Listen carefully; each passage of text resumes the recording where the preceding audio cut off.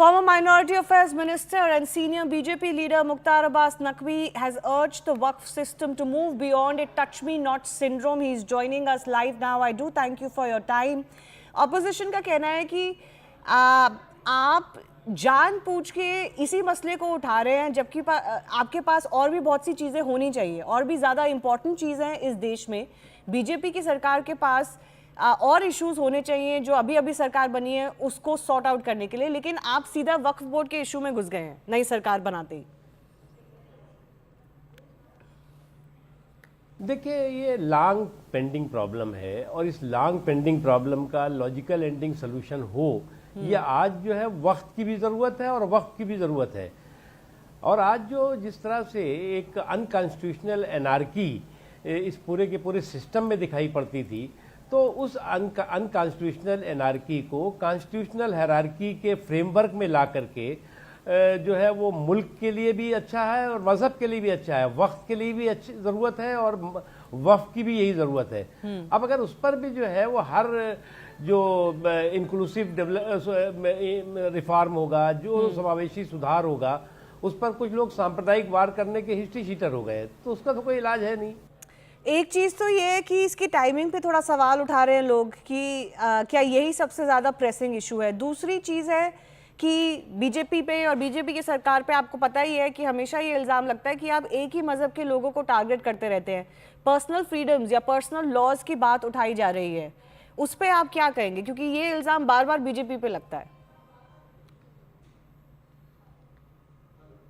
देखिए, एक चीज़ आप ये बताइए, जो ऑटोनॉमी की बात करते हैं, स्वायत्तता की बात करते हैं, तो स्वायत्तता के नाम पर आप जो है वो सुपर जो है वो संवैधानिक संस्था बन गए हैं अगर, और उसको लेकर के कंफ्यूजन है, कंट्राडिक्शंस हैं, कन्फ्लिक्ट हैं डिफरेंट प्लेसेस पे। आज से नहीं ये इशू है।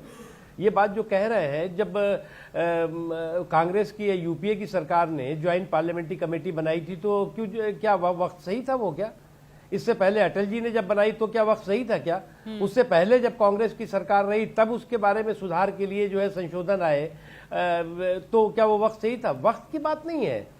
ये जो आज आदत हो गई है कि हर मुद्दे को अटकाना, भटकाना, लटकाना और उसके समाधान की दिशा में आगे नहीं बढ़ना। और कुछ लोगों ने कुछ सिस्टम्स को, जो वक्फ सिस्टम को टच मी नॉट बना दिया है। और टच मी नॉट की जो सोच, सनक और सांप्रदायिक सियासत है, संकीर्ण सियासत है, उसने जो है वो वक्फ के बारे में जो अविश्वास का माहौल पैदा किया, वो आज जो है वो उसका जो है वो उसका कॉन्स्टिट्यूशनल करेक्शन जरूरी है। अब हर कॉन्स्टिट्यूशनल करेक्शन पर कम्युनल कंफ्यूजन कुछ लोग क्रिएट करने की जो कोशिश करते हैं, वो मुझे लगता है ठीक नहीं है। एक और जो बहुत बड़ा सवाल बनता है सर, स्पेशली बीजेपी या नरेंद्र मोदी लेड सरकार के ऊपर, वो ये है कि हमने देखा है कि कंटेंशियस लेजिस्लेशंस पे पॉलिटिकल कंसेंसस नहीं बन पाया है। कुछ लेजिस्लेशंस तो वापस भी लेने पड़े हैं। तो क्या इस पे आप पॉलिटिकल कंसेंसस बना पाएंगे? जॉइंट पार्लियामेंट्री कमेटी में गया है, मुस्लिम कम्युनिटी में भी कंसेंसस आप बना पाएंगे?